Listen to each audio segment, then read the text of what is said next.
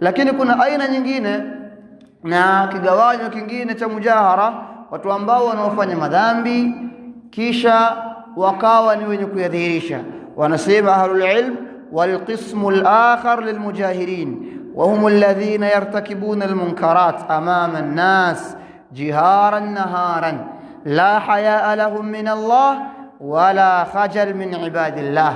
Kigawanyo kingine cha watu wenye kufanya mujahara ni wale ambao wanaofanya madhambi mbalimbali amama an-nas, mbele ya watu, jiharan naharan, mchana wazi wazi pasina kujificha. Hawana haya Allah subhanahu wa ta'ala, wala hawaogopi waja wa Allah subhanahu wa ta'ala.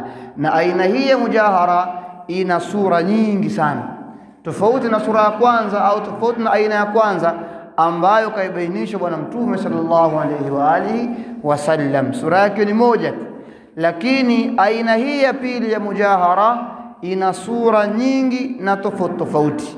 Miongoni mwazo, na ndiyo sura iliyokuwa kubwa kabisa kuliko zote, idhaharu shirki billah, ni kudhihirisha kumshirikisha Allah subhanahu wa ta'ala, wa i'lanul kufur, na kuitangaza kufuru waziwazi. Watu kwenda kwa washirikina ambao wamewapa jina la waganga na wataalamu.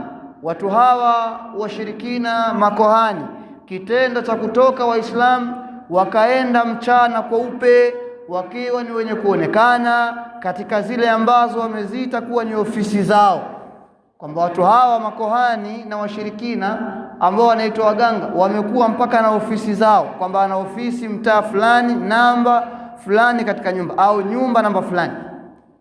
Akatambulika hivyo katika jamii yake kwamba ana ofisi, inafunguliwa muda fulani, inafungwa muda fulani.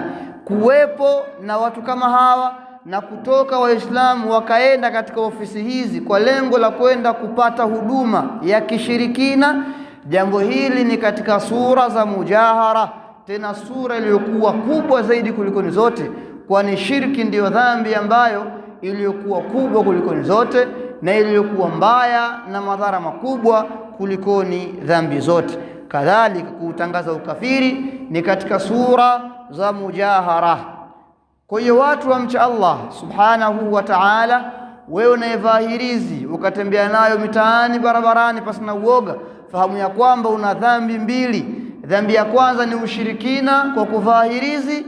Dhambi ya pili ni kule kudhihirisha dhambi yako wewe ya kishirikina kwa watu unaoishi nao, kwamba oneni, nimevaa hirizi, siogopi chochote.